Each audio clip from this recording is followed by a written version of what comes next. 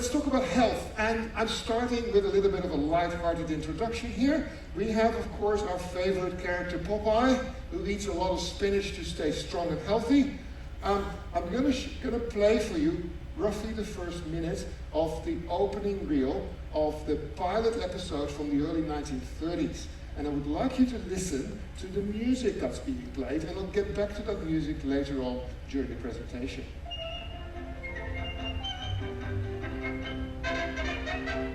Right up the land for Popeye the sailor, cash in his hand, right off a whale, standing alone.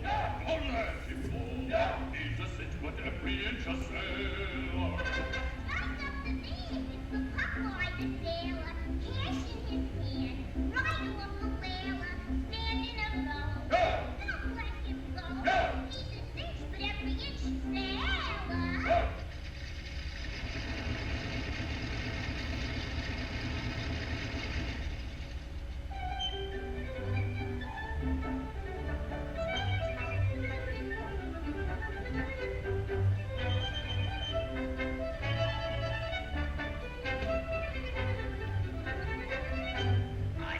Right, that music is called the English hornpipe, and the English hornpipe will play a role later on in the presentation today. But let's go to health in the first place. And if you think back 250 years and you think of health at sea, the first thing that comes to mind most likely is scurvy.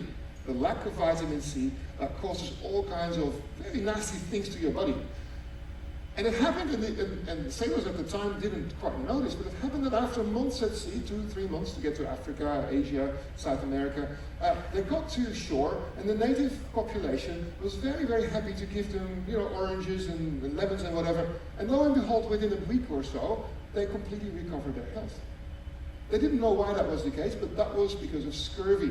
Now, on board of these ships, during those extended voyages, we had surgeons. The surgeon's role, after the captain, was the most important person on board, because the surgeon's single most important task was to keep the crew alive. Now, in those days, you had surgeons and physicians. Physicians were university educated, so they were useless. I'm a university professor, I could say that. Surgeons, they knew how to amputate legs and other limbs. They knew how to cauterize wounds. They knew how to keep you alive. So they were important. And it was difficult to find them because conditions on ships were absolutely terrible. I won't talk about that in detail, but there were lots of infectious diseases, also things like tapeworms in your intestines because of all kinds of contaminated food and drink and unhealthy quarters below decks. So anywhere you could find these advertisements seeking surgeons and surgeons' mates. They're wanted for ships in the African and American trade. Apply to the printer. I have applied for a bunch of jobs, never to the printer. But anyway, that's what happened in those days. And of course, by the time those sailors got to the other end, after months at sea, men only usually, what did they do? They went out on the town. What did that mean? A lot of drinking and the ladies. But the problem with those ladies was, if you look in detail, they all had some spots on their faces. And indicates that most of them were suffering from syphilis. Syphilis is a sexually transmitted disease, and it's terrible, and the only way to treat it at the time was by using mercury pills. Mercury is incredibly toxic to us. Not good, but until the 1910s or so, when penicillin was developed, mercury was the best treatment. So the saying was, a night with Venus, the lady, right? A lifetime with Mercury. Here, I'm an astronomer, so this is my astronomy reference. If you got sick, you got to sick bay.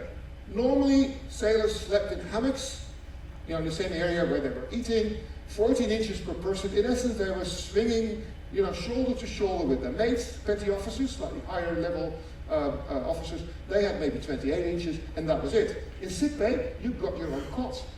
But it was still below decks, and ventilation was not heard of. That was not seen as a good thing. So even sick bay, although it was a bit more comfortable, a bit more spacious, it was not a very healthy place to be. And then you got treated by the surgeon with, any of those implements you see at that picture bottom left. I'm glad that my doctor doesn't use them anymore, right? Now, scurvy. Let's talk about scurvy. It was referred to as the plague of the sea and the spoil of mariners. In essence, this is how it was described in the 1740s. It was those affected have skin as black as ink, ulcers, difficult respiration, rigor mortis, weakness of the limbs, teeth falling out, and perhaps most revolting of all, a strange plethora of gum tissue sprouting out of the mouth, which immediately rotted and let the victim spread an abominable odor. Terrible! But don't trust me. Let's listen to James Lind, the Edinburgh surgeon, who was the first to really try a treatment for scurvy. Today, scurvy sounds a mild enough condition, somehow related to dandruff. But a reading of James Lind's treatise on the disease in the Royal Navy 200 years ago should be enough to persuade you of the potency of milligrams of vitamin C. It is not easy to conceive a more dismal and diversified scene of misery than what is beheld in the last stage of this calamity. The blood, as it flowed out of the orifice of the wound, might be seen to run in different shades of light and dark streaks. In dissected bodies, all the parts were so mixed and blended with each other that they made up but one mass or lump, so confounded that one could scarce distinguish one from another. Their muscles were gangrened, and upon handling them, they fell to pieces. The callus of broken bones, which had been completely formed for a long time, were found dissolved, and the fracture seems as if it had never consolidated. What was very surprising, the brains of those poor creatures were always sound and entire, and they preserved their appetite to the last. Right, we'll encounter James Lind in just a moment, but so what is scurvy? Scurvy is a disease that you get if you don't have enough vitamin C. Now, obviously, when they left port, there was fruit and vegetables on board, but that used to run out very quickly, and all you were left with was, in essence, salted pork. Salted pork and, as we will see in a moment, sauerkraut. Now, the human body needs vitamin C for a whole range of reasons, including to stay healthy and for your skin to remain healthy and all that, right? So that's what it says here. And if that is not there, this is what might happen to you. And these are drawings from the day. I have some actual pictures of what scurvy looks like today, but it's breakfast time. I don't want to show you in detail what it looks today, but this is what you might encounter. And so your legs would be absolutely terrible as well.